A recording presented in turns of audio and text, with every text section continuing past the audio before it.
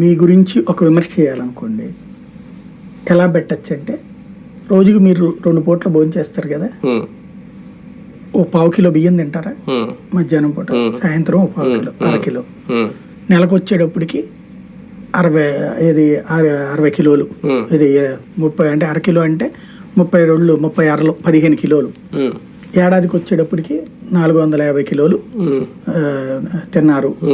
ఇది 15 × 12 కదే, ఒక ఇన్ని కిలోలు తిన్నారు.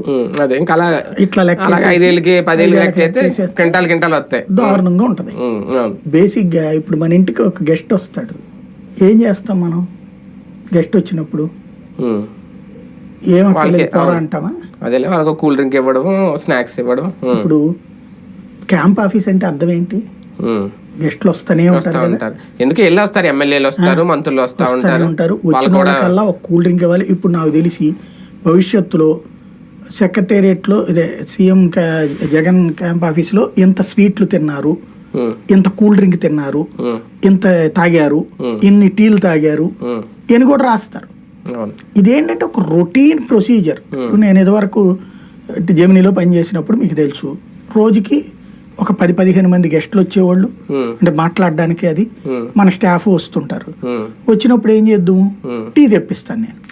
అక్కడే టీ ఉంటది కదా, టీ ఇది ఉండేది, మిషన్ ఉండేది. అది కానప్పుడు బయట నుంచి కూడా తెప్పించేవాడు. నాకు ఇది తాగి బోరు కొట్టి బయట నుంచి కూడా నేను అది లెక్కేసుకుంటే రోజుకి ఒక 10 టీలన్నా నాకు ఖర్చు అయ్యేది.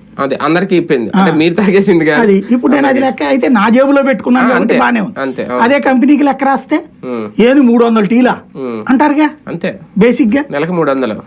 ఇప్పుడు అక్కడ స్టాఫ్ ఎంత మంది ఉన్నారు క్యాంప్ ఆఫీస్ లో? ఆమె పేరేంటి, అనిత గారు చెప్పారు. ఎంతమంది? 950 మంది సెక్యూరిటీ ఉన్నారన్నారు.